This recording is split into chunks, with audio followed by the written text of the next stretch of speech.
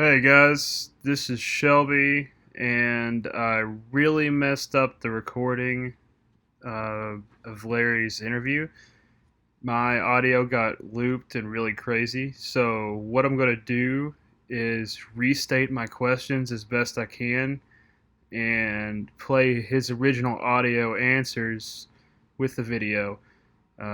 Fortunately, his audio didn't get messed up, so bear with me. I figured out what went wrong, and future interviews will be a little bit smoother. But we'd like to thank Larry for his time, and it was a great conversation with a horror movie legend. Uh, so let's jump in. So anyone that considers themselves a fan of Friday the 13th knows who Shelley is.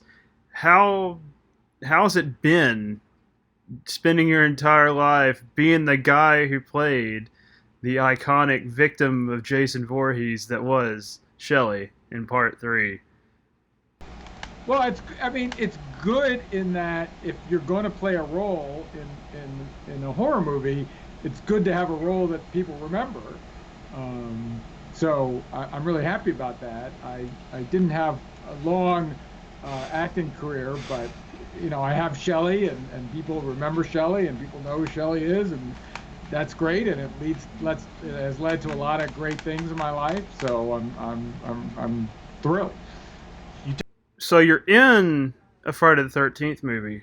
Do you celebrate Friday the 13th? Is it a day that has any special meaning to you other than just a regular old day on the calendar? Say On the I calendar. celebrate it. I mean, there's no, it's not Festivus, but I consider it a lucky day. Some people Friday 13th is unlucky, but for me, it is nothing but lucky. So, as an actor in the franchise, and even now, your perspective as having a career in entertainment law, what is your opinion on the legal landscape surrounding the Friday franchise? Uh, it's been mired in all kinds of fights with studio closures and who owns it and the rights of producing it, and so if they sort it out, and I'm sure they will because the amount of money involved, what would you like to see happen next in the franchise? Well, I think, hopefully they go back to the roots. I mean, the later movies, uh, I mean, Jason X and Jason Goes to Hell have their fans, but it sort of takes it away from I think basic 3, 4, and 6 as the prime. Yep. That's Friday Yep. 13th core, Friday 13th. Jason Mask, he just does what he does. There's no crazy stuff, and it's in the camp or at the lake. Back to basics is hopefully. I'd love to see Blumhouse. I know Blumhouse wants it, and I hope I would like for them to have it. they I would can like for they them can to have get it it. and do what they did to Halloween, um, and take that to Friday 13th. I know they want to. Hopefully, someone will let them do it. So it seems like you're leaning more towards a reboot of the franchise, what you'd like to see. So in that vein, who do you think would best be suited to reprise the role of Shelley, a la Part Three? Is anybody bouncing around in the back of your mind? Does something pop up? What do you think? Who's the new Shelley? Actors who are of age appropriate. I'm not that up on the you know teenage actors, but I guess I'd go with Gaten Matarazzo from Stranger Things. He's That's 17 now. damn. That's And, a goofy smile and the yeah, afro, and very absolutely, talented. He absolutely. sings Okay. better than I do. Okay.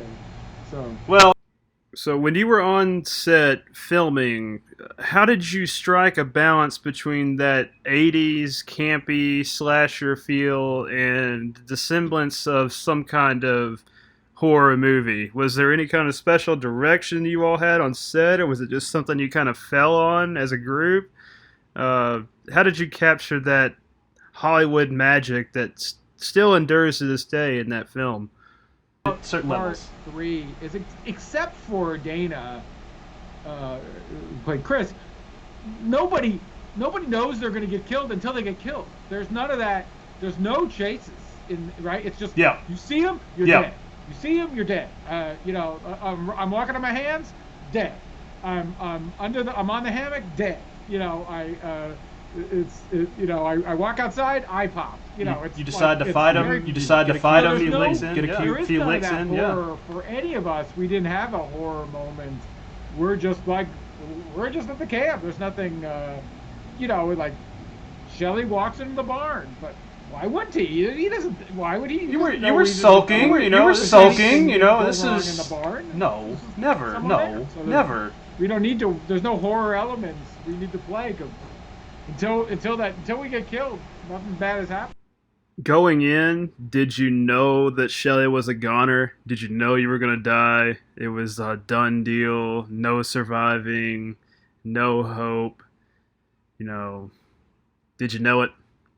I made it. I knew I was going to die. And then It's a no. they spent a couple It's a hours no. putting That's- that makeup on me, so No, I guess the writing's on the wall. I guess the writing's on the wall when you're in the makeup trailer for that long, right? But that's like going, wait, you were in a porn movie. Did you know you were going to have sex? I mean, There's fluffers. there's come fluffers. on. There's a whole industry. Come on, There's a whole industry about you that. are in the movie to die. That is the point of being in the movie. Absolutely.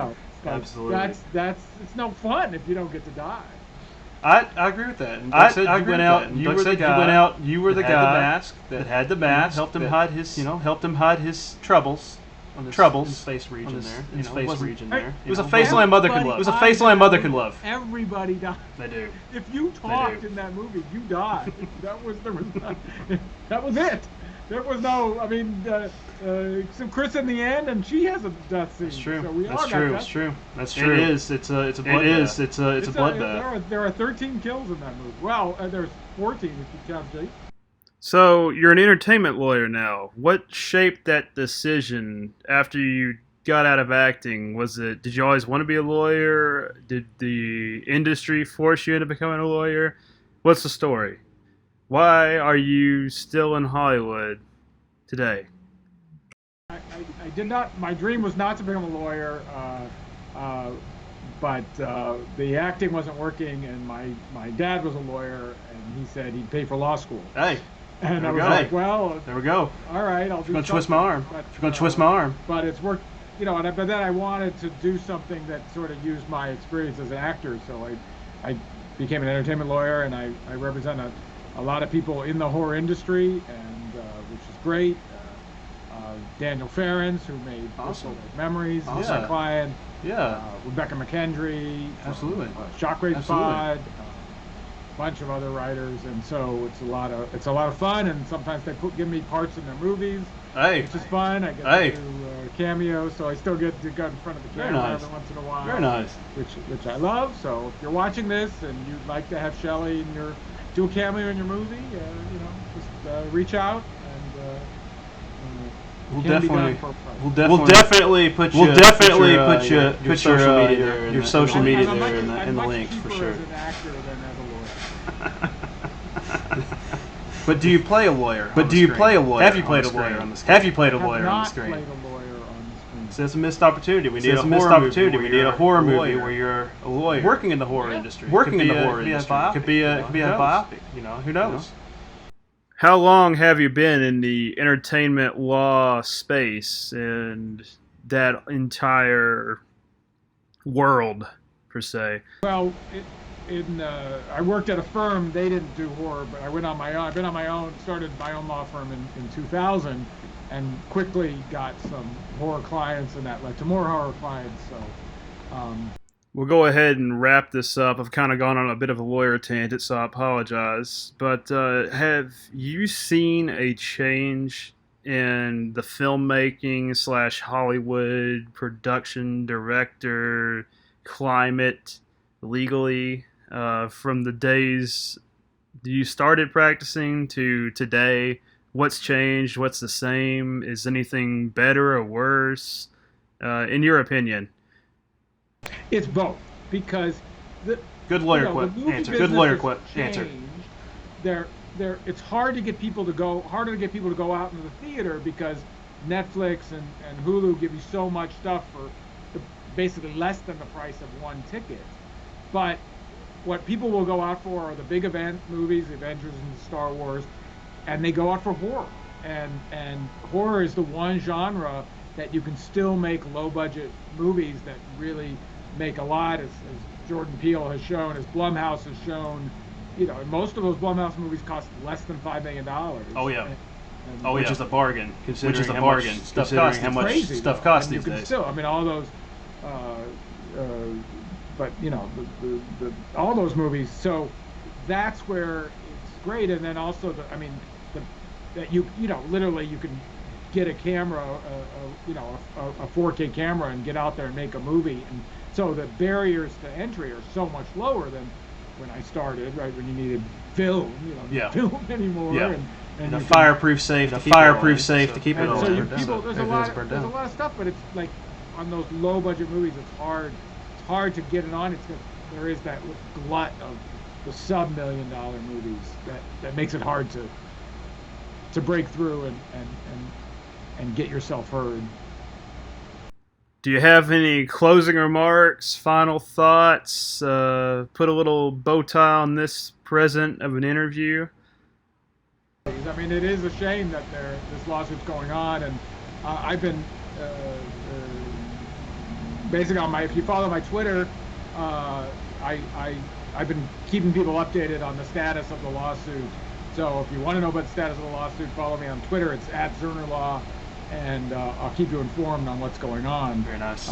It is a shame that they can't make a deal, and until they make a deal, there's no new movies, no new anything, which none of the fans are liking. So I hope they can work it out.